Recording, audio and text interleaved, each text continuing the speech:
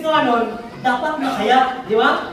Ang buhay ng Kristiyano ay masayang tunay, masayang tunay. Dapat ano na dapat, no? Tama? Walang inaway. Ibinabana mo kasi po na, ikaw mo, siya kasi po na, okay lang na. Importante, haatagi sa pagkaon, pagkauna. Diba? Ay sometimes kita, ara sa mga isa na ito, may kagigagiro. Ara ka gina kasilpon, ara ka gina kagigigigig. Hambal ko pa sa inyo, submit ka sa mga bana. Kaya ang Diyos na bahala na. Amen? Amen? Naku, ang amen. Hallelujah. Amen. Diba? Mga utod ko sa Ginoo, ang mga butang na di na dapat ni mo dapat sudlan, hindi mo dapat sudlan. Tama? Kaya sometimes sa mga butang, sa mga lugar, may mga mali na tao, may mga mali na lugar, may mga mali na mga advice, hindi ka na magpamati na. Sunda ang Diyos. Amen? Kaya sometimes ito, hindi pastor, amo niya dapat, amo niya kinasundin ko. Hindi sis, amo niya, hindi kang tama? Sometimes kita, ginatuluan, pero ginadecline pa na ito. Hindi, pastor, wala ka kabalo, pastor, saan niya? Di ka ito sa aso na kabuhi. Wala ka din may kabalo, na sa Dino nagpabalo sa imo. Natama ng drama, oy. Ha? Natapos na ang drama. Arita sa konklosyon. Di ba? Sometimes, may mga tao mahigin na, hibian pa na ito, hindi na dapat itong supposed to be hibian. May mga tao nga, kinarekul pa sa itong pamisahon, hindi na dapat pagrekulon. May mga tao nga, hindi na dapat itong pagtsatan, pagteksan. Oy, maligwa ka. May mga tao nga, wala na dapat dato. Pero, pinagalik-balik pa natin. Wala ko yung ginaigo ha, wala yung ngayon ko yung ginaigo ha. Di ba? Mga utod ko sa Ginoo, it's a reminder from the Lord. Tama?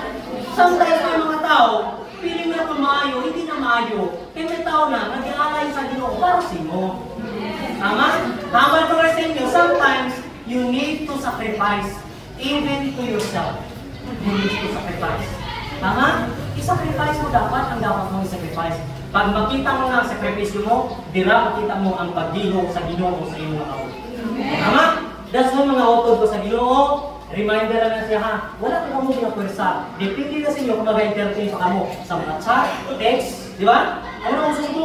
Dating apps? Depende na sa inyo. But is a reminder from the Lord, this is from the Lord.